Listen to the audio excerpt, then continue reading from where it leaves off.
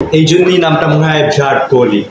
হ্যাঁ, পুরা টুর্নামেন্ট জুড়ে ফ্লপ, একটা ম্যাচ ভালো খেলতে পারে নাই, কিন্তু ফাইনালে এসে কি দেখাই দিল। সে যে একজন সেরা খেলোয়াড়, বর্তমানের সেরাদের সেরা, সেটা সে বুঝাই দিল।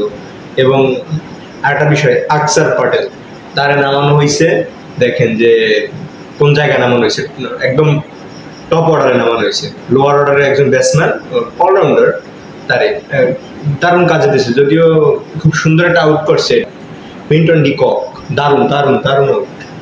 তো সর্বোপরি কথা একটাই, যে যারা মূলত সেরা, তাদের যে সেরার যে পরিচয়টা, সেটা সে যে সবসময় রাখে, তারা আমাদের নাজমুল হাসান শান্তের মতো না।